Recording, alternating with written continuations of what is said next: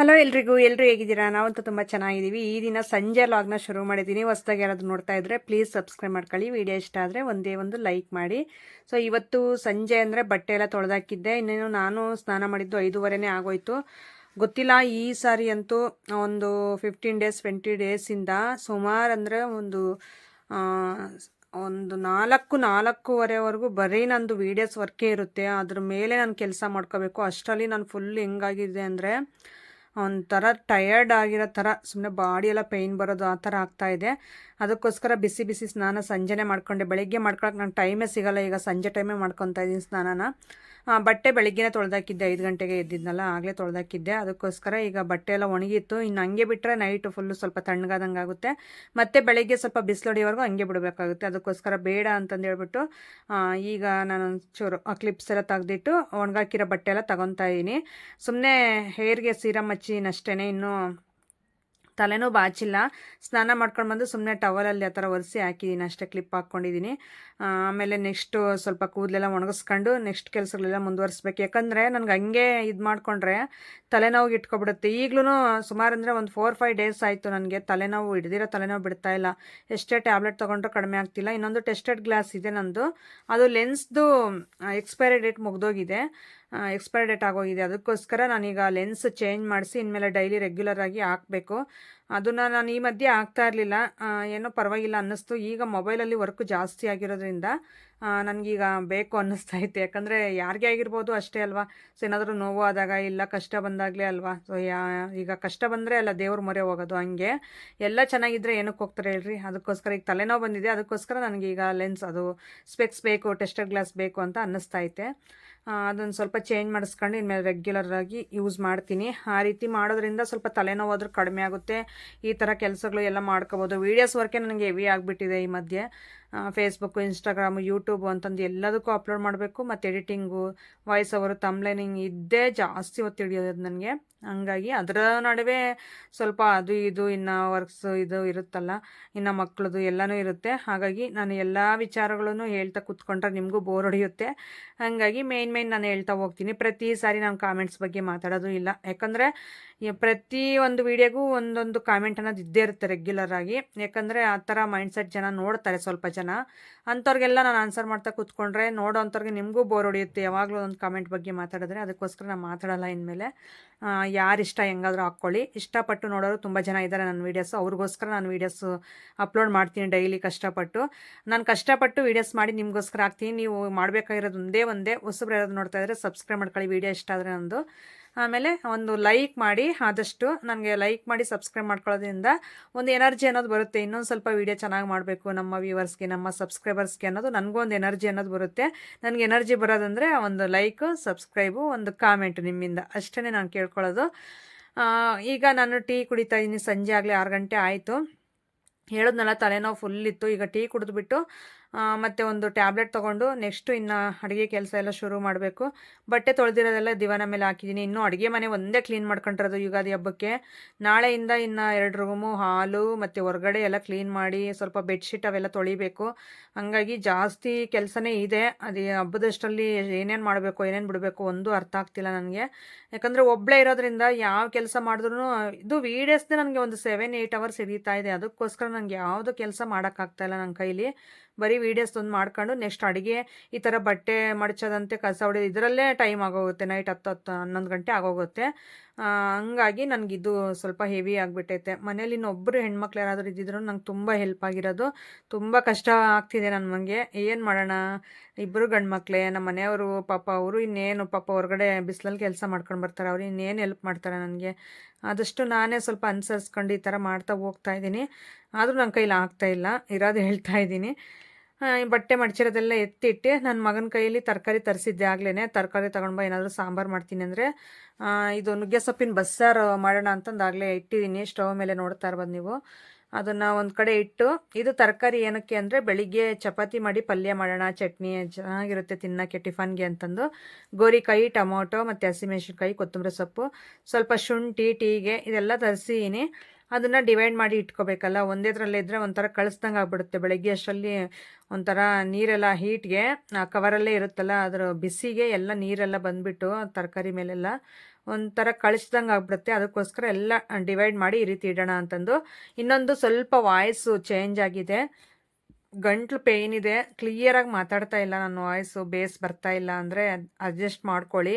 ಯಾಕಂದರೆ ಅದು ಪೇಯ್ನ್ ಇದ್ದಾಗ ಜಾಸ್ತಿ ಜೋರಾಗಿ ಮಾತಾಡೋಕ್ಕೂ ಆಗಲ್ಲ, ಬೇಸ್ ಕೊಟ್ಟು. ಅದಕ್ಕೋಸ್ಕರ ಇರೋದ್ರಲ್ಲೇ ಈ ರೀತಿ ನಾನು ಮಾಡ್ತಾಯಿದ್ದೀನಿ ವೀಡಿಯೋಸು 2 ಡೇಸಿಂದ. ಈಗ ತರಕಾರಿ ಅದೆಲ್ಲ ಡಿವೈಡ್ ಮಾಡಿ ಇಡ್ತಾ ಇದ್ದೀನಿ. ಒಂದು ತರಕಾರಿ ಪುಟ್ಟಿಲಿ ಹಾಕಿಟ್ರೆ ಸ್ವಲ್ಪ ಗಾಳಿಗೆ ಇಡ್ತಿದ್ದೀನಿ. ಈ ನಡುವೆ ನಾನು ಫ್ರಿಡ್ಜಿಗೆ ಏನೂ ಇಡ್ತಾ ಇಲ್ಲ ಜಾಸ್ತಿ ತರಕಾರಿಗಳು. ಏನಾದರೂ ಸ್ವಲ್ಪ ಇರಲ್ಲ ಅಂಥ ಐಟಮ್ ಮಾತ್ರ ಇಟ್ಕೊತೀನಿ ಅಷ್ಟೇ. ಇನ್ನೆಲ್ಲನೂ ನಾನು ಸ್ವಲ್ಪ ಈಚೆ ಕಡೆನೇ ಇಟ್ಕೊತಾ ಇದ್ದೀನಿ. ಯಾಕಂದರೆ ಜಾಸ್ತಿ ದಿನ ಏನು ಇಟ್ಕೊತಾ ಇಲ್ಲ, ಅವಾಗಲೇ ತರಿಸ್ತಾ ಇದ್ದೀನಿ ಅಷ್ಟೇ ತರಕಾರಿ. ಸುಮ್ಮನೆ ಏನಕ್ಕೆ ವಾರಕ್ಕಾಗೋಷ್ಟು ತೊಗೊಂಡು ಎಲ್ಲ ಫ್ರಿಡ್ಜಿಗೆ ಇಡೋದು ಅಂತ. ಯಾಕಂದರೆ ಊರಲ್ಲಿ ಸಿಗುತ್ತೆ ಸ್ವಲ್ಪ ಫ್ರೆಶ್ ಆಗಿರೋ ತರಕಾರಿ ಡೈಲಿನೂ. ಹಾಗಾಗಿ ಡೈಲಿ ಏನೇನು ಬೇಕೋ ಅದು ಮಕ್ಳಿರ್ತಾರಲ್ಲ, ಹೆಂಗೋ ಹೋಗಿ ಬರ್ತಾರೆ, ಡೈಲಿ ತರಿಸ್ತಾ ಇದ್ದೀನಿ. ಹಾಗಾಗಿ ಫ್ರಿಡ್ಜ್ಗೆ ಏನೂ ಎತ್ತಿಡ್ತಾ ಇಲ್ಲ. ಅರ್ಧ ಕೆ ಜಿ ಟೊಮೊಟೊ ತರಿಸಿದ್ದೀನಿ, ಒಂದು ಅರ್ಧ ಕೆ ಜಿ ಇದು ಗೋರಿಕಾಯಿ ತರಿಸಿದ್ದೀನಿ, ಒಂದು 10 ರೂಪಾಯಿ ನಾನು ಹಸಿಮೆಣ್ಸಿನ್ಕಾಯಿ ತರಿಸಿದ್ದೀನಿ ಅಷ್ಟೇ, ಒಂದು ಕೊತ್ತಂಬರಿ ಸೀಡು. ಇಷ್ಟು ತರಕಾರಿ ಈಗ ಡಿವೈಡ್ ಮಾಡಿ ಇಡಬೇಕು. ಸಂಜೆ ಆಗೋಯ್ತು, ನಾನು ಆ ಕಡೆ ಒಂದು ಕಡೆ ಸಾಂಬಾರು ಅದೆಲ್ಲ ರೆಡಿ ಮಾಡ್ತಾಯಿದ್ದೀನಿ ಹೇಳ್ರಿ. ಅದಾದಮೇಲೆ ಸ್ವಲ್ಪ ನಾನು ವೀಡಿಯೋ ಶೂಟ್ ಮಾಡ್ಕೊತಾ ಇದ್ದೀನಿ. ಹಂಗೇನೆ ಟ್ರೈಪಾಡ್ಗೆ ಹಾಕಿದ್ದೀನಿ. ನಮ್ಮ ಮನೆಯವ್ರು ಇವತ್ತು ಕತ್ಲಾದರೂ ಬಂದಿಲ್ಲ, ಕೆಲಸ ಜಾಸ್ತಿ ಇತ್ತಂತೆ. ಹಂಗಾಗಿ ಫೋನ್ ಮಾಡಿದ್ದೆ ಆಗ್ಲೇ, ಎಲ್ಲಿದ್ದೀರಾ ಅಂತ. ಇಲ್ಲ ಸ್ವಲ್ಪ ಲೇಟ್ ಆಗುತ್ತೆ, ಕೆಲಸ ಜಾಸ್ತಿ ಇದೆ ಅಂತ ಹೇಳಿದ್ರು. ನೋಡ್ರಿ, ಅವರು ಈಚೆ ಕಡೆ ಪಾಪಾಗ ಬಿಸಿಲಲ್ಲಿ ಮಾಡಿಬರ್ಬೇಕು, ನಾನು ಮನೆಯಲ್ಲಿ. ನಂದು ಇಷ್ಟು ಕಷ್ಟ ಅಂತಂದು ಹೇಳ್ತೀನಿ. ಸೊ ಅವ್ರದ್ದು ನನಗಿಂತಲೂ ಕಷ್ಟ. ಬಿಸಿಲಲ್ಲಿ ಕೆಲಸ ಮಾಡಬೇಕಂದ್ರೆ ಅಷ್ಟು ಈಸಿ ಅಲ್ಲ. ಅದು ಮನೆ ಮೇಲ್ಗಡೆ ಹತ್ತಿ ಅದು ಮೋಲ್ಡು ಇದೆಲ್ಲ ಮಾಡೋದು, ನಮ್ಮ ಮನೆಯವರು ಕಂಬಿ ಕೆಲಸ ಮಾಡೋದು. ಅದಕ್ಕೋಸ್ಕರ ಹೇಳ್ತಾ ಇದ್ದೀನಿ, ತುಂಬ ಕಷ್ಟ ಇರುತ್ತೆ ಎಲ್ಲರ ಕೆಲಸನೂ. ಹಲೋ ಎಲ್ರಿಗೂ. ಸೊ ಈಗ ರಾಗಿ ಮುದ್ದೆ ಮಾಡಿ ಮತ್ತು ಸೊಪ್ಪಿನ ಸಾರು ಮಾಡಿದ್ದೆ, ಬಸ್ಸಾಂಬಾರು, ಇದು ನುಗ್ಗೆ ಸೊಪ್ಪಿನ ಬಸ್ಸಾರು ಊಟ ಮಾಡ್ಕೊಂಡು ನೆಕ್ಸ್ಟ್ ಏನಕ್ಕೆ ಕೇಳಿ ಕೂತ್ಕೊಂಡೆ ಅಂದರೆ, ನಮ್ಮ ಮನೆಯವ್ರ ಕೆಲಸ ಸ್ವಲ್ಪ ಜನ ಕೇಳ್ತಾ ಇದ್ರಿ, ಏನು ಕೆಲಸ ಏನು ಅಂತಂದು. ಬಾರ್ಬೆಂಡಿಂಗ್ ವರ್ಕ್ ಅಂತ ತುಂಬ ವೀಡಿಯೋಸಲ್ಲಿ ಹೇಳಿದ್ದೀನಿ. ನಮ್ಮ ಮನೆಯವ್ರ ಸಂಪಾದನೆ ಇವತ್ತಿಂದು ಎಷ್ಟು ಅಂತ ನಿಮಗೂ ಒಂದು ಕ್ಲಾರಿಟಿ ಕೊಟ್ಟಂಗಾಗುತ್ತೆ. ಹಾಗೆಯೇ ಅದೆಲ್ಲ ಹೇಳಬೇಕು ಅನ್ನೋ ರೂಲ್ ಏನಿಲ್ಲ, ಆದ್ರೂ ನಾನು ಪ್ರತಿಯೊಂದು ನಿಮ್ಮ ಜೊತೆ ಶೇರ್ ಮಾಡ್ಕೊತೀನಿ. ಅದಕ್ಕೋಸ್ಕರ ಸೊ ಇವತ್ತಿನ ಸಂಪಾದನೆ ಎಷ್ಟು ಏನು ಅಂತ ನಮ್ಮ ಮನೆಯವ್ರದ್ದು ಶೇರ್ ಮಾಡ್ಕೊತಾ ಇದ್ದೀನಿ. ನನಗೆ ಯಾಕೋ ಇಷ್ಟ ಆಯಿತು ಶೇರ್ ಮಾಡ್ಕೋಬೇಕು ನಿಮ್ಮ ಜೊತೆ ಅಂತಂದು. ಏನು ಕೆಲಸ ಮಾಡಿದ್ರಿ?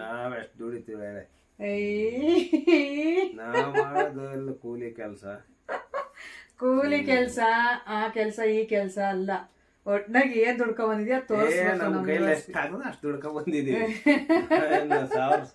ಲಕ್ಷ ದುಡಿಯಲ್ಲ. ಇಲ್ಲಮ್ಮ, ಏನ್ ಕೆಲಸ ಮಾಡಿದೆ ಫಸ್ಟ್ ಅದೇ ಹೇಳು. ಏನ್ ಮಾಡ್ದು ಅಂದ್ರೆ ಇವತ್ತು ಇಲ್ಲಿ ನಮ್ಮೂರ್ ಪಕ್ಕದಾಗ ಒಂದು ಕೋಟಗುಡ್ಡ ಅಂತ ಊರೈತೆ. ಕೋಟಗುಡ್ಡ ಊರೈತೆ. ಅಲ್ಲಿ ಒಂದ್ ಸಣ್ಣದು ಟಾಪ್ ಕೆಲಸ ಇತ್ತು, ಅಂದ್ರೆ ಮೋಲ್ಡ್ ಕೆಲಸ. ನಮ್ ಫ್ರೆಂಡ್ ಬೇಲ್ದಾರು, ಅವನು ಹೇಳಿದ್ದ 2 ಚದ್ರನೋ 3 ಚದ್ರ ಬಂತಷ್ಟೇ ಅದು. ಅವನು ಒಂದು ಮತ್ತೆ ಇಲ್ಲಿ ಹೋಳಾಪುರದಾಗ ಒಂದು ಚಿಕ್ಕ ಟಾಪ್ ಕಟ್ಟಿದ್ವಿ. ಮತ್ತೆ ಒದ್ನಕಲ್ಲಾಗ ಒಂದು ಬೆಡ್ಡಿಂಗ್ ಲಿಂಟ್ಲ್ ಕಟ್ಟಿದ್ವಿ. ಎಲ್ಲ ಸೇರಿ ಒಂದು 6,000 ಬಂತು. 6,000 5 ಜನ 4 ಕೂಲಿ. ಅದ್ರಾಗೆ ಇಬ್ಬರಿಗೆ 1,000 ಮತ್ತೆ ಪೆಟ್ರೋಲ್ ಅವ್ರಿಗೆ ಬೇರೆ ಎಕ್ಸ್ಟ್ರಾ, ಅದು 1,000 ಬಿಟ್ಟು. ಇನ್ನ ಇಬ್ರು ಹೆಲ್ಪರ್ಗೆ 800 ಅವ್ರಿಗೆ 800 1,600. ಇವ್ರಿಬ್ರಿಗೂ 1,100 2,200. ಅಲ್ಗ ಅದೊಂದುವರೆ, ಇದೊಂದು 2.5 ಅನ್ಕ. ಮತ್ತೆ ಒಂದು ಬ್ಲೇಡ್, ಅಂದ್ರೆ ಕಟಿಂಗ್ ಮಿಷನ್ ಬ್ಲೇಡ್, ಅದು 170 ರೂಪಾಯಿ ಒಂದು ಬ್ಲೇಡ್. ಪೆಟ್ರೋಲ್ 2 ಗಾಡಿಗೆ, ಎಲ್ಲ ಖರ್ಚು ಎಲ್ಲ ಹೋಗಿ, ಕೂಲಿ ಎಲ್ಲ ಹೋಗಿ 1,700 1,840 ಮಿಕ್ಕೈತೆ ಅಷ್ಟೇ. 1,800 ಅಷ್ಟೇ ಅಂತೆ. ಆಮೇಲೆ ಇನ್ನೊಂದು ವಿಷಯ, ಡೈಲಿ 1,800 2,000 ಹಿಂಗ್ ತರ್ತಾರೆ ಮನೆಗೆ ಅಂತ ಅನ್ಕೋಬೇಡ್ರಿ. ಕೆಲಸ ಸಿಕ್ಕಿದ್ರೆ ಅಷ್ಟೇ ತರೋದು, ಇಲ್ಲ ಅಂದ್ರೆ ರೂಪಾಯಿ ಕೂಡ ಇಲ್ಲ ಅಂದ್ರೆ ಒಂದ್ ವಾರ ಬೇಕಾದ್ರೆ ಫ್ರೀಯಾಗಿ ಮನೆಯಲ್ಲೇ ಇರ್ತಾರೆ. ಯಾಕಂದ್ರೆ ಅವ್ರದ್ದು ಆತರ ಕೆಲಸ ಡೈಲಿ ವಾರ ಇರಲ್ಲ, ಒಂದ್ 3 ದಿನ ಲಾಸ್ಟ್. ಒಂದ್ 3 ದಿನ ರಜೆ ಸಿಕ್ತತೆ, ಒಂದ್ 3 ದಿನ ಕೆಲಸ ಸಿಕ್ತತೆ, ಹಂಗೆ. ಹಂಗಾಗಿ ಇವತ್ತು ನಮ್ಮ ಮನೆಯವರ ಸಂಪಾದನೆ ಇಷ್ಟು 1,800 ಅಲ್ಲ, 1,800 ರೂಪಾಯಿ. ಅದು ಬಿಸಿಲಾಗ ಬೆಳಿಗ್ಗೆ ಕತ್ಲಾಗವರೆಗೂ ಮಾಡಿದೀನಿ. ಸೊ ಈ ಅಮೌಂಟ್ ಎಷ್ಟು ಪ್ಲಾನಿಂಗ್ ಮಾಡ್ಕೊಂಡಿದೀವಿ ನಾವು ಅಂದ್ರೆ, ಇದೆಲ್ಲ ಇಸ್ಕೊಂಬದು ಕೂಡಿಕ್ಕಂಬದು, ಮನೆ ಕಟ್ಸೋದು ಯಾವಾಗೋ. ಇರೋ ಪ್ರಾಬ್ಲಮ್ಸ್ ಕ್ಲಿಯರ್ ಮಾಡ್ಕೊಂಡ್ರೆ ಸಾಕಾಗೈತೆ. ಮನೆ ಯಾವಾಗ ಕಟ್ಟಿಸ್ತಾಳೋ? ನಾನ್ ಕಟ್ಟಿಸ್ತೀನ ಮನೆ. ನಾನು ಕೊಟ್ಟಿದ್ದೆಲ್ಲ ಬರೀ ಸೀರೆ ಬಟ್ಟೆ. ಚಾನ್ಸೇ ಇಲ್ಲ. ನಿಜ ಹೇಳು, ಇಲ್ದೇ ಇರೋದಲ್ಲ ಹೇಳ್ಬೇಡ ಮಂಜಪ್ಪ ನೀನು. ಆದ್ರೂ ಕೇಳಿ ತಕೊಂಡ್ ಕೇಳಮ್ಮ. ಏನ್ ಮಂಜಪ್ಪ ನೀನು ಕೇಳಿ ಅದ್ ತಗೊಂಡೆ ಇದ್ ತಗೊಂಡೆ ಅಂತಿಲ್ಲ. ಚಾನ್ಸೇ ಇಲ್ಲ ನೋಡ್ರಿ. ನಾನು ಹೇಳ್ತೀನಿ, ನಾನು ಆ ತರ ಎಲ್ಲ ಅಮೌಂಟ್ ಕೊಟ್ಟು ತಗೊಂಡೇ ಇಲ್ಲ. ರೀಸೆಂಟ್ ಆಗಿ ತಗೊಂಡಿರೋದಂದ್ರೆ ನ್ಯೂ ಇಯರ್ ತಗೊಂಡಿದೀನಿ ಒಂದ್ ಡ್ರೆಸ್. ನನ್ಗೆ ಆಲ್ಮೋಸ್ಟ್ ಬರೋದಿಲ್ಲ, ಪ್ರಮೋಷನ್ ಬಟ್ಟೆಗಳೇ ಬರ್ತಾವೆ ಹೇಳ್ರಿ ಜಾಸ್ತಿ. ಬಟ್ಟೆಗೆ ಈ ತರಕ್ಕೆಲ್ಲ ಈ ಮುಂಚೆ ಇಡ್ತಾ ಇದ್ದೆ ಬಟ್ಟೆಗಳಿಗೆಲ್ಲನು. ಆದ್ರೆ ಈ ಮಧ್ಯೆ ಯಾಕಂದ್ರೆ ನಾವು ಕಾರ್ ತಗೊಂಡಾಗಿಂದ ತುಂಬಾ ಭಯ, ಏನೇ ಖರ್ಚು ಮಾಡಕ್ಕೂ ಒಂದು ಪ್ಲಾನಿಂಗ್ ಅನ್ನೋದಿದೆ ನೋಡ್ರಿ. ಇಷ್ಟು ಮಾಡ್ಕೊಂಡು ಪ್ರಮೋಷನ್ ಬತ್ತ ಬಟ್ಟೆ ನನಗೂ ನನ್ನ ಮಕ್ಕಳಿಗೂ ನಾವೇ ದುಡ್ಡು ಕೊಟ್ಟು ತಗೋಬೇಕು. ಇವ್ರಿಗೆ ನನಗೆ ಮಾತ್ರ ನನಗೆ ಫ್ರೀ ಬಟ್ಟೆ ಬರ್ತವೆ, ಮಕ್ಕಳಿಗೆ ಇವ್ರಿಗೆ ತಗೊಳಕ್ ತಪ್ಪ ನೋಡ್ರಿ. ಅಲ್ಲ ಹೇಳಿದ್ದು ನಾನ್ ಹಾಕೊಂಡ್ರೆ ಮುಗ್ದೋಯ್ತಾ? ಮಕ್ಳು ಇವ್ರು ಚೆನ್ನಾಗಿರ್ಬಾರ್ದ? ನಾನೊಬ್ಳು ಚೆನ್ನಾಗಿದ್ರೆ ಹೆಂಗ್ ಹೇಳ್ರಿ? ಎಲ್ಲಾದ್ರೂ ಹೋದ್ರೆ ಬಂದ್ರೆ ಎಲ್ರು ಚೆನ್ನಾಗಿರ್ಬೇಕಲ್ಲ, ಒಳ್ಳೊಳ್ಳೆ ಬಟ್ಟೆ ಹಾಕೊಂಡು ಹೋದಾಗ ಬಂದಾಗಾದ್ರು. ಡೈಲಿ ವೇರ್ಗೆ ಈ ತರ ನಾರ್ಮಲ್ ಬಟ್ಟೆ, ನಾನು ನಾರ್ಮಲ್ ಆಗಿ ಇರ್ತೀನಿ ಡೈಲಿ. ಎಲ್ಲಾದ್ರೂ ಹೋದ್ರೆ ಬಂದ್ರೆ ಒಂದ್ ಸ್ವಲ್ಪ ಚೆನ್ನಾಗಿರೋ ಬಟ್ಟೆಗಳು ಇರಬೇಕು. ಏನಂದ್ರೆ ನನಗೆ ಪ್ರಮೋಷನ್ಗೆ ಬರ್ತಾವ, ಅವನ್ನೇ ಯೂಸ್ ಮಾಡ್ತೀನಿ ನಾನು. ಇವ್ರಿಗೂ ಮಕ್ಳಿಗೆ ಮಾತ್ರ ದುಡ್ಡಿಗೆ ತಗೊಂತೀವಿ ಅಷ್ಟೇ. ಈಗ ಹಬ್ಬಕ್ಕೆ ಬಟ್ಟೆ ತಗೋಬೇಕು. ನೆಕ್ಸ್ಟ್ ಮಂತ್ ಎಷ್ಟಿದೆ ಅಂತಂದು ಮೊಬೈಲ್ ಎಲ್ಲೈತೆ ಅಲ್ಲಿರ್ಬೇಕು ತಗ ನೋಡಿ. ಅಷ್ಟು ತಂದು ಕೊಟ್ರು ಅಮೌಂಟು, ನಾವೆಷ್ಟು ಕಟ್ಟಬೇಕು ಅಂತ ಹೇಳ್ಬಿಟ್ಟು ನಾನು ಜಾಸ್ತಿ ಐತೆ ಎಲ್ಲಾನು ಪ್ಲಾನಿಂಗ್ ಮಾಡಿ. ಇವಾಗ 40,000 ದುಡಿದ್ರು 40,000 ಕಟ್ ಹಾಕ್ಬಿಡ್ತೀವಿ. ಯಾಕಂದ್ರೆ ನಾನು ಸ್ವಲ್ಪ ಸಾಲ ಮಾಡಿದ್ನಲ್ಲ, ನಿಮ್ಗೆ ಗೊತ್ತಿರ್ತದೆ, ಯಾವಾಗ ಹೇಳಿರ್ತಾರೆ ವಿಡಿಯೋದಾಗೆ. ನೀವು ಮಾಡಿದ್ನಿ, ನಾನು ಹೇಳಿದ್ದೀನಿ, ನೀವು ಹೇಳಿದಿರಾ, ನಾನು ಹೇಳಿದೀನಿ. ಮುಚ್ಚುಮರೆ ಸಾಲ ಕಟ್ತೀವಲ್ಲ, ಅದಕ್ಕೆ ಏನು ಉಳಿತಿಲ್ಲ. ಒಂದ್ ತಿಂಗಳ ದುಡ್ಡಿದ್ದು ನಾನು ಹೇಳ್ತೀನಿ ನೋಡ್ರಿ. ನೆಕ್ಸ್ಟ್ ಮಂತ್ ನಮ್ಗೆ ಎಷ್ಟು ಪ್ಲಾನಿಂಗ್ ಇದೆ ಅಂತ ಹೇಳ್ತೀನಿ. 15,800 ಗಾಡಿ EMI. 15,800 ಪ್ಲಸ್ 15,000 ಇದು ಕಾರ್ ಇನ್ಸೂರೆನ್ಸ್ ವರ್ಷಕ್ಕದು. ಅದೇ ನೆಕ್ಸ್ಟ್ ಮಂತ್ ನಮ್ಗೆ ಇಷ್ಟಿದೆ ಪ್ಲಾನಿಂಗ್ ಅಂತ ಹೇಳ್ತಿರೋದು. 15,000 ಅದು ಪ್ಲಸ್ ಇದು ನಿತಿನ್ಗೆ ನಾವು LIC ಪಾಲಿಸಿ ಮಾಡಿಸಿದೀವಿ, ಅದೊಂದು 18,000 ಪ್ಲಸ್ ಅದಾಯ್ತಾ. ಮತ್ತೆ ನಾನೊಂದು ಇವರವು ಒಂದೆರಡು ಚೀಟಿ ಇದಾವೆ, L&T ಸಂಘದ್ದು ಒಂದು 3,000 ಪ್ಲಸ್. ಮತ್ತೆ ಇದು ಮೆಡಿಯೇಶ್ ಇದು ಹೌದು, ಬೆಲ್ ಸ್ಟಾರ್ ಕೂಟ. ಅಲ್ಲಲ್ಲ, ಅದು ಕ್ಲಿಯರ್ ಆಯ್ತು. IIFL ಅದೇ ಬೆಲ್ ಸ್ಟಾರ್, ಅದೇನೋ ಬೆಲ್ ಸ್ಟಾರ್. ಅದು 2,650. ನೆಕ್ಸ್ಟ್ ನಂದು ಚೈನು ರಿನಿವಲ್ ಮಾಡಿಸ್ಬೇಕು, ಬ್ಯಾಂಕ್ ಅಲ್ಲಿ ಇದೆ ಚೈನ್ ನಂದು.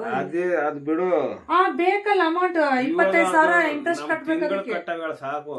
ನೆಕ್ಸ್ಟ್ ಮಂತ್ ಬೇಕಾಗಿರೋ ಅಮೌಂಟ್ ನಾನು ಹೇಳ್ತಿರೋದೆಲ್ಲ ಟೋಟಲ್ ಇಷ್ಟು ಕಟ್ಲೇಬೇಕು. ಇವೆಲ್ಲ ನಿಲ್ಸವಲ್ಲ, ಇವು ಕಟ್ಬೇಕು. 25,000 ಅದಾಕು ಪ್ಲಸ್ 25,000. ಎಷ್ಟಾಯ್ತು? 79,450. ಇನ್ನೂ ಐತೆ ಟೋಟಲ್ ಹಾಕು. ಕ್ಲಿಯರ್ ಮಾಡಿ ತೋರಿಸ್ತವ್ರೆ ನಿಮ್ಗೆ ಹಿಂಗೆ. ಪ್ಲಸ್ 2,500 ನಾನು ಸೇವಿಂಗ್ ಚೀಟಿ ಹಾಕಿದ್ದೀನಲ್ಲ ಹೊಸದಾಗಿ. 2,500 ಕರೆಕ್ಟ್. ಪ್ಲಸ್ ಇನ್ನೊಂದು 5,000 ಹಾಕಿದ್ದೀನಿ. ಪ್ಲಸ್ 5,000.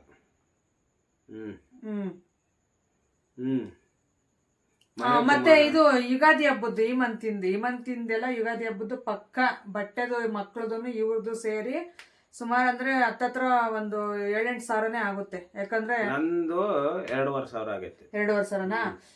ಅರವಿಂದೊಂದು 1,500. ನಂದು 2,500, ಅವಂದು 1,500. ನಂದು 2,500, ಅವಂದು 1,500. ನಿತಿಂದು 2,000. ನಿತಿನ್ಗೆ 2,000. ಬರ್ತ್ಡೇ ಐತೆ, ಹಬ್ಬಕ್ಕೆ ಒಂದ್ ಜೊತೆ 2 ಜೊತೆ ಬೇಕಲ್ಲ ಅವನ್ಗೆ. ಅಯ್ಯೋ 2,000. ನೋಡಿ, ಇನ್ನು ಹಬ್ಬದ ದಿನಸು ನಾನೇನೋ ತಂದಿಲ್ಲ. ಅದೊಂದು ಹಬ್ಬದ ದಿನಸದ್ದು ಒಂದ್ 5,000 ಆಗುತ್ತೆ. ಎಲ್ಲ ಮನೆ ಖರ್ಚು ಹಬ್ಬದ ದಿನ 8,000. 8,000 ಕರೆಕ್ಟಾಗಿ 8,000 ಹಾಕಿದ್ರೆ ಎಷ್ಟಾಯ್ತು ಗೊತ್ತಾ? ಕರೆಕ್ಟಾಗಿ 1,950,000. 1,00,000 ಆಯ್ತು. 1,01,000 ಈ ಮಂತ್ ಹಬ್ಬದ ದಿನಸು ಹಬ್ಬದ ಬಟ್ಟೆ ಸೇರ್ಸ್ಕೊಂಡ್ರೆ ನೆಕ್ಸ್ಟ್ ಮಂತ್ ಎಂಡ್ಗೆ ನಾನು ಇಷ್ಟು ಅಮೌಂಟ್ ಹೊಂದಿಸ್ಬೇಕು. ಈಗ ನಾನು ನೀವು ಇಬ್ರು ಸೇರಿ. ನೀವು ನೋಡಿದ್ರೆ ಇದಕ್ಕೆ ನಂದು ಮಿಕ್ಸಿ ಬೇರೆ ಹಾಳಾಗೈತೆ. ಮಿಕ್ಸಿ ಸುಮಾರು ಅಂದ್ರೆ ಅರವಿಂದ ಒಂದು 3 ವರ್ಷದ ಪಾಪು ಇದ್ದಾಗ ಕೊಡ್ಸಿದ್ರು ಇವರು. 750-800 ರೂಪಾಯಿ ಕೊಟ್ಟು ಅದೇ ಮಿಕ್ಸಿನೇ ಇದುವರೆಗೂ ಮೇಂಟೈನ್ ಮಾಡಿದ್ದೀನಿ. ಕೊನೆಯದಾಗಿ ಲಾಸ್ಟ್ ಸ್ಟೇಜಲ್ಲಿ ಇದೆ, ಅದಕ್ಕೆ ಅದೊಂದು ತಗೋಬೇಕು ಅಂತ ನೋಡ್ತೀನಿ. ಆದ್ರೆ ಇಷ್ಟು ಅಮೌಂಟ್ ಹೊಂದಿಸ್ಬೇಕು ನಾವೀಗ ಇಬ್ರು ಸೇರ್ಕೊಂಡು. ಅದರಲ್ಲಿ ಈಗ ಮಿಕ್ಸಿ ಪವರ್ ಹೊರಟೋಗ್ಬಿಡ್ತು ಕರೆಂಟು, ಹಾಗಾಗಿ ಇನ್ನೊಂದು ಸ್ವಲ್ಪ ಇತ್ತು ನಿಮ್ಮ ಜೊತೆ ಮಾತಾಡೋದು. ಅದೇ ಮಿಕ್ಸಿ ತಗೋಬೇಕು ಅನ್ನಲ್ಲ, ಅದೊಂದು ಸ್ವಲ್ಪ ನಾನು ನೋಡಿ ಕಡಿಮೆ ಪ್ರೈಸ್ ತಗೊಂತೀನಿ. ಇದ್ರ ಜಾಸ್ತಿ ರೇಟಿಂದೆಲ್ಲ ತಗೊಳಕ್ ಹೋಗಲ್ಲ. ಸಾಕು ನಮ್ಮ ಮನೆಗೆ ತಕ್ಕಂತೆ ಒಂದು 4-5 ಸಾವಿರ ತಗೊಂತೀನಿ. ಇನ್ನೊಂದು ಚೂರು ಕಡಿಮೆ ತಗೋಬೋದು, ಆದರೆ ಜಾಸ್ತಿ ದಿನ ಬಾಳಿಕೆ ಬರಲ್ಲ, ಅದು ಬೇಗ ಹೊರಟೋಗುತ್ತೆ. ಹಂಗಾಗಿ ಒಂದು 4-5 ಸಾವಿರ ತಗೊಂತೀನಿ. ನನಗಿದ್ದು ಪ್ರೀತಿಯಲ್ಲಿ ಒಂದು 8,500 ಬರುತ್ತಲ್ಲ, ಸೊ ಆ ಥರ ತಗೋಬೇಕು ಅಂತ ಆಸೆ ಇತ್ತು. ಏನು ಮಾಡೋಣ, ನಾವು ಏನ್ ದೊಡ್ಡ ಸಾವುಕಾರಲ್ಲ, ಬಡವರಾದ್ರೂ ನನ್ಗೆ ಆಸೆ. ಈಗ ಹೆಣ್ಮಕ್ಳು ಅಂದ್ಮೇಲೆ ಕಿಚನ್ ಐಟಮ್ಸ್ ಆಗಿರ್ಬೋದು ಏನಾದ್ರು ಚೆನ್ನಾಗಿ. 3,000 ತಕ ಇವಾಗ 800 ರೂಪಾಯಿ ಎಷ್ಟು ದಿನ ಬಂದೈತೆ, 3,000 ತಕ. 3,000 ಏನ್ ಚೆನ್ನಾಗಿರಲ್ಲ. ಒಂದೇ ಸರಿ ಒಂದು 4,500 5,000 ಕೊಡ್ಸ್ಬಿಡು, ವಿಗಾರ್ಡ್ ಇಲ್ಲ ಪ್ರೆಸ್ಟೇಜ್ ಯಾವ್ದಾದ್ರು ಒಂದು. ಇನ್ನ ನಾವು ಹೊಸ ಮನೆ ಕಟ್ಟೋವರೆಗೂ ಅದೆಷ್ಟು ವರ್ಷಗಳಾಗ್ತೈತೋ ಗೊತ್ತಿಲ್ಲ, ಹೊಸ ಮನೆ ಕಟ್ಟೋದು. ಅಲ್ಲಿವರೆಗೂ ನಾನು ಅದನ್ನ ಮೇಂಟೈನ್ ಮಾಡ್ಕೊಂತೀನಿ. ಹೊಸ ಮನೆ ಕಟ್ಟಿದ್ಮೇಲೆ ಹೊಸ ಕೊಡ್ಸಿವಂತೆ. ಪ್ರತಿಯೊಂದು ಎಲ್ಲರ ಮನೇಲೂ ಪ್ಲಾನಿಂಗ್ಸ್, ಒಂದು ಸೇವಿಂಗ್ಸ್ ಅನ್ನೋದು ಇದ್ದೇ ಇರುತ್ತೆ. ನಮ್ಮ ಮನೇಲಿ ಸೇವಿಂಗ್ಸ್ ಅಂತ ಏನೂ ಇಲ್ಲ. ಈ ನೆಕ್ಸ್ಟ್ ಹಿಂದಿನ ತಿಂಗಳಿಂದ 1-2 ಚೀಟಿ ಹಾಕಿದ್ದೀನಿ ಅಷ್ಟೇ. ಇನ್ನೂ ಕಟ್ಟೋ ಅಂಥವು ತುಂಬ ಇದಾವೆ. ಇನ್ನೂ ಕಾರ್ EMI ಕ್ಲಿಯರ್ ಆಗೋವರೆಗೂ ನಮ್ಗೆ ಏನು ತಗೊಳಕ್ಕಾಗಲ್ಲ, ಮಾಡೋಕ್ಕಾಗಲ್ಲ.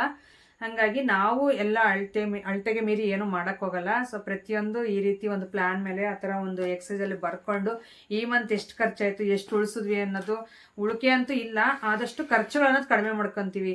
ಈ ಮಂತ್ ನಾವು ಬರ್ಕೊಂಡಿಲ್ಲ ಅಂದರೆ ಒಂದು ಎಕ್ಸೈಸಲ್ಲಿ ನೆಕ್ಸ್ಟ್ ಮಂತ್ ಎಷ್ಟು ಖರ್ಚಾಗುತ್ತೆ ಅನ್ನೋದು ಒಂದು ಅಳತೆ ಇರಲ್ಲ. ಇಲ್ಲಿ ಎಷ್ಟಂದ್ರಷ್ಟೇ ಖರ್ಚು ಮಾಡೋದು ಹಂಗೆ ಮಾಡಿಬಿಡ್ತೀವಿ. ಹಾಗಾಗಿ ಒಂದು ಪ್ಲಾನಿಂಗ್ ಮೇಲೆ ನಾವು ಜೀವನ ನಡೆಸ್ತಾ ಇರೋದು. ಸೊ ಇದು ಹೇಳಕ್ಕೆ ಇಷ್ಟಪಡ್ತೀನಿ. ಇವತ್ತಿನ ವಿಡಿಯೋ ಯಾವ ರೀತಿ ಅನ್ನಿಸ್ತು ಅಂತಂದೇಳಿ. ಬಂತು ಕರೆಂಟು, ಟಾರ್ಚ್ ಆಗ್ತಾ ಇದ್ರು ನಮ್ಮ ಮನೆಯವ್ರು ಹಿಂಗೆ. ಪಾಪ ಬಿಸಿಲಲ್ಲಿ ಕೆಲಸ ಮಾಡಿ ಬರ್ತಾರೆ, ಅದಕ್ಕೆ ಸಾಯಂಕಾಲದವರೆಗೂ ಬಿಸಿಲೆ, ಅದು ಬೇಸಿಗೆ ಮುಟ್ಟಕ್ ಕೂಡ ಆಗಲ್ಲ, ಅಷ್ಟು. ಇನ್ನೊಂದ್ ಸ್ವಲ್ಪ ಜನ ಏನ್ ಹೇಳ್ತಾರೆ ಅಂದ್ರೆ, ಅವ್ರಿಗೇನು ಹಿಂಗ್ ವಿಡಿಯೋ ತೆಗಿತಾರೆ ಹಾಕ್ತಾರೆ ಅಂತಂದು ಹೇಳ್ತಾರೆ. ಆದ್ರೆ ಪ್ರಮೋಷನ್ ವಿಡಿಯೋಸ್ ಅಲ್ಲಿ ಎಷ್ಟು ವರ್ಕ್ ಇರುತ್ತೆ, ಎಷ್ಟು ಎಫರ್ಟ್ ಹಾಕ್ಬೇಕು. ನನಗೆ ನಿಜ ಹೇಳ್ಬೇಕಂದ್ರೆ 4 ದಿನದಿಂದ ಹಿಡ್ದಿರೋ ತಲೆನೋವು ಬಿಡ್ತಾ ಇಲ್ಲ ಮೊಬೈಲ್ ನೋಡಿ ನೋಡಿ ನೋಡಿ. ಯಾಕಂದ್ರೆ ಎಡಿಟಿಂಗು, ತಮ್ಲೇನು, ಅವು ಇವು ಅಂತಂದು ಹೇಳ್ಬಿಟ್ಟು ಫುಲ್ಲು 7-8 ಅವರ್ ವರ್ಕೇ ಇರುತ್ತೆ ಮೊಬೈಲಲ್ಲಿ. ನನಗೆ ಅಷ್ಟೊಂದು ಅಪ್ಲೋಡಿಂಗ್ ಹಿಡಿದು ಪ್ರತಿಯೊಂದು ಇರುತ್ತೆ ವರ್ಕು. ಇನ್ನೊಂದು ಪ್ರಮೋಷನ್ ವಿಡಿಯೋ ಅಂದರೆ ಅಷ್ಟು ಸುಲಭವಾಗಿ ಅವರು ಒಪ್ಪಲ್ಲ. ಪ್ರತಿಯೊಂದು ಒಂದಿಷ್ಟಿದ್ರೂ ಚೇಂಜ್ ಮಾಡಿ, ಅದು ಮಾಡಿ ಇದು ಮಾಡಿ ಅಂತ ಹೇಳ್ತಾ ಇರ್ತಾರೆ. ಅದ್ರ ಹಿಂದೆ ವರ್ಕ್ ಮಾಡೋರಿಗೆ ಗೊತ್ತಿರುತ್ತೆ. ಯಾವುದನ್ನು ಸುಲಭವಾಗಿ ಲೆಕ್ಕ ಹಾಕಕ್ಕೆ ಹೋಗ್ಬೇಡಿ ಯಾರ ಕೆಲಸನೂ. ಯಾಕಂದರೆ ಅವ್ರವ್ರ ಕೆಲಸ ಅವ್ರಿಗೆ ಗೊತ್ತಿರುತ್ತೆ, ಆ ಕೆಲಸದಿಂದ ಎಷ್ಟು ಕಷ್ಟ ಇರುತ್ತೆ, ವರ್ಕ್ ಇರುತ್ತೆ ಅನ್ನೋದು. ಹಾಗಾಗಿ ವೀಡಿಯೋಸಿಂದನೂ ತುಂಬ ಕೆಲಸ ಇರುತ್ತೆ, ತುಂಬ ಟಾರ್ಚರ್ ಇರುತ್ತೆ, ಮೈಂಡ್ ಟಾರ್ಚರ್ ಜಾಸ್ತಿ ಇರುತ್ತೆ ವೀಡಿಯೋಸಿಂದೆ. ಹಾಗಾಗಿ ಇದು ಹೇಳಕ್ ಇಷ್ಟಪಡ್ತೀನಿ. ಸೊ ಇವತ್ತು ನಮ್ಮ ಮಂಜುನಾಥ್ ಅವರ ದುಡಿಮೆ 1,800 ರೂಪಾಯಿ. ಸೊ ನಿಮ್ಗೆ ಮೊದಲನೇ ಸ್ಥಾನ ಬಂದಿದೆ. ನನ್ ದುಡಿಮೆ ಇಲ್ಲಪ್ಪ, ಏನು ಇಲ್ಲ. ಯಾಕಂದ್ರೆ ಇನ್ಸ್ಟಾಗ್ರಾಮ್ ಅಲ್ಲಿ ಏನು ಸ್ಯಾಲ್ರಿ ಬರಲ್ಲ ನನ್ಗೆ. ಹೌದು, ಇಲ್ಲಾಂದ್ರೆ ಇಲ್ಲ, ನಂದು ಕನ್ಫರ್ಮ್ ಇಲ್ಲ. ಯಾರಾದ್ರೂ ಒಬ್ಬರಾದ್ರೂ ಕೆಲ್ಸಕ್ಕೆ ಕರೀತಾರೆ. ಅದೇ ಇವ್ರದಾದ್ರೆ ಪಕ್ಕ. ನಂದು ಆ ಥರ ಅಲ್ಲ. ನಂದು ಯಾರಾದರೂ ಪ್ರಮೋಷನ್ ಕರೆದ್ರೆ ಅಮೌಂಟು, ಇಲ್ಲಾಂದರೆ ಇಲ್ಲ. ಯೂಟ್ಯೂಬಿಂದ ಮಂತ್ಲಿ ಒಂದು 8,000 9,000 ಇಷ್ಟು ಬರುತ್ತೆ ಸ್ಯಾಲ್ರಿ ಅಷ್ಟೇ. ಓಕೆ ಫ್ರೆಂಡ್ಸ್, ಈ ರೀತಿ ಇತ್ತು ಇವತ್ತಿನ ವಿಡಿಯೋ. ನಿಮ್ಗೆ ಯಾವ ರೀತಿ ಅನ್ನಿಸ್ತು ಅಂತ ಹೇಳಿ. ಸಿಗೋಣ ನಾಳೆ ಒಂದು ಒಳ್ಳೆ ಲಾಗ್ ಮುಖಾಂತರ. Thank you for watching. Bye.